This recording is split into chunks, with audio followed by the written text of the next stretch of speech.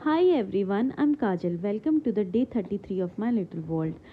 भवू को सुलाने के बाद हर रोज़ सबसे पहले साफ़ करनी पड़ती है मुझे ये रैक, क्योंकि मैं ना इसके बगल में सोती हूँ और मुझे हो रहा है इतना ज़्यादा हेयर फॉल कि हर जगह मेरे बाल पड़े हुए होते हैं। और इस रैक में मैंने भवू का सारा सामान रखा हुआ है, लाइक उसकी मेडिसिन, उसकी डाइपर क्रीम, जो भी सामान मुझे रात को लगता है ना, वो सब इस रैक में मैंने रखा हुआ है। फिर ये करने के बाद मैं समेटती हूँ ये सारे कपड़े।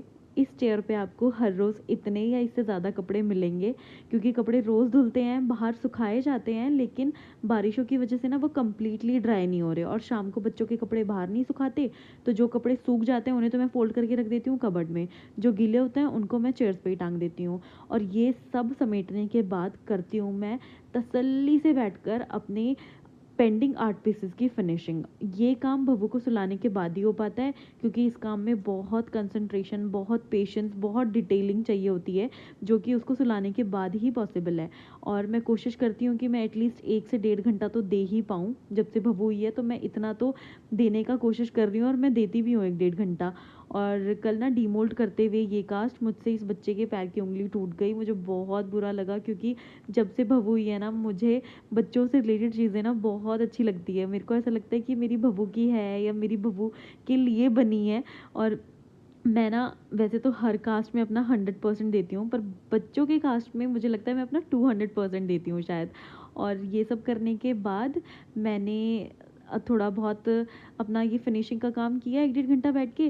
पहले तो ये देखो कितनी प्यारी लाइंस आई है ना, मतलब एक एक लाइन आ रखी है उस बच्चे की इस कास्ट में, ऐसा लग रहा था मैंने उसका पैर ही पकड़ा हुआ है। और बस फिर ये करने के बाद मैं सारा कुछ ये भी समेटती हूँ, सारे टूल्स वूल साफ़ करके रखती हूँ, झाड़ू मार देती हूँ पूरे कमरे में, क्योंकि मेरे को वैसे तो मैं बहुत केयरफुली काम करती हूँ, बट फिर भी मुझे ऐसा लगता है कि कहीं कुछ एक ये जो कास्ट के पीसेज हैं वो नीचे ना गिर जाए, और रात को मैं बेड से उतरती हूँ, वॉशरूम जाती हूँ, तो मेरे पैरों के साथ वो बेड पे ना आ जाए, वो बबू के लिए सेफ़ नहीं है।